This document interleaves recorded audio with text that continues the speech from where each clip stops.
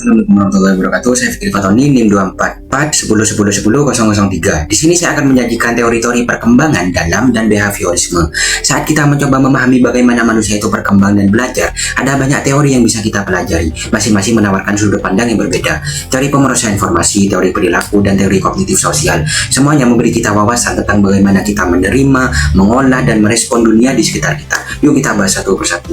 Teori pemrosesan informasi. Teori pemrosesan informasi melihat cara kerja otak kita seperti cara kerja komputer. Bayangkan saja seperti komputer yang menerima, mengolah, dan menyimpan data. Otak kita juga melakukan hal yang sama dengan informasi yang kita temui setiap hari. Robert Shiller, salah satu tokoh penting dalam teori ini, menjelaskan bahwa berpikir itu sendiri adalah bagian dari proses mengolah informasi. Misalnya saat kita membaca buku, kita tidak sekedar melihat kata-kata, tapi juga belajar mengenali ide-ide utama dan memahami makna yang lebih dalam. Kemudian teori perilaku dan kognitif sosial. Berbeda dari itu, teori perilaku fokus pada bagaimana lingkungan membentuk perilaku kita. Tokoh-tokoh seperti Ivan Pavlov dan John Marston menunjukkan bahwa perilaku bisa dipengaruhi oleh hubungan antara stimulus dan respon. Contohnya pahlawan eksperimen terkenal Pavlov, seekor anjing itu belajar mengaitkan suara bel dengan makanan, sehingga akhirnya meneteskan air liur hanya dengan mendengar suara bel meskipun makanannya belum muncul.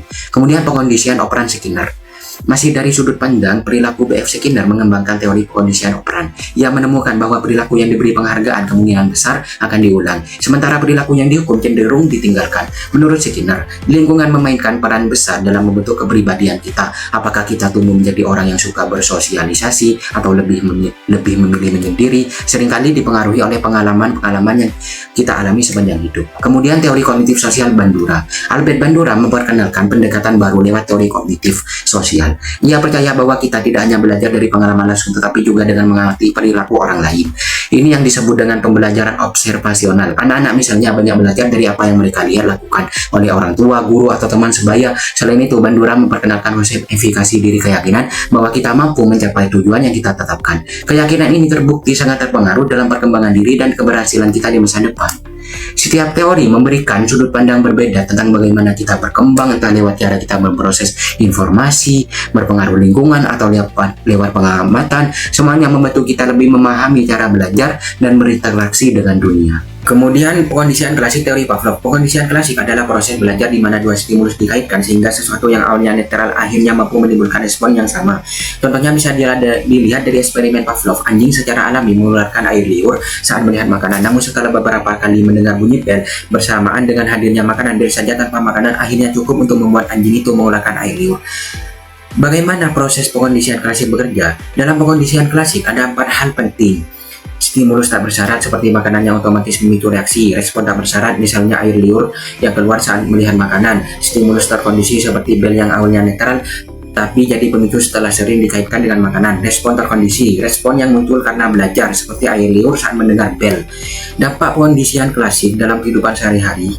Pengkondisian klasik tidak hanya muncul dalam eksperimen Pavlov, tapi juga sering terjadi dalam kehidupan sehari-hari. Contohnya, anak-anak bisa merasa cemas saat ujian karena mungkin mereka sudah mengaitkan ujian dengan rasa takut atau pengalaman dikritik sebelumnya, sehingga muncul rasa gugup. Masalah kesehatan seperti sakit kepala atau asma juga bisa dipengaruhi oleh pengkondisian ini.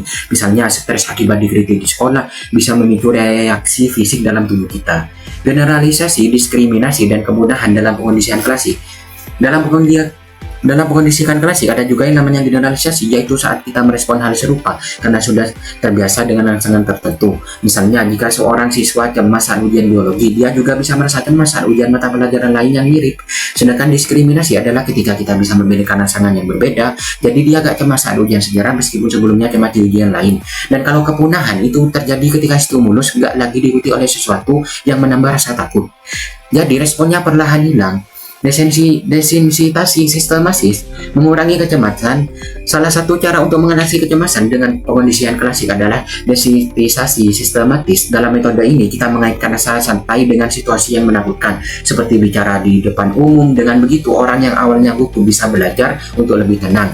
Pengkondisian operan Skinner pengaruh konsekuensi. Selain pengkondisian klasik, ada juga pengkondisian operan yang fokus pada bagaimana perilaku kita dipengaruhi oleh akibatnya. Misalnya, penguatan positif terjadi saat kita diberi hadiah seperti pujian dari guru yang membuat kita ingin melakukannya lagi. Sedangkan penguatan negatif terjadi ketika kita menghindari hal yang tidak menyenangkan seperti mengerjakan PR untuk menghindari omelan. Sekian dari saya, terima kasih.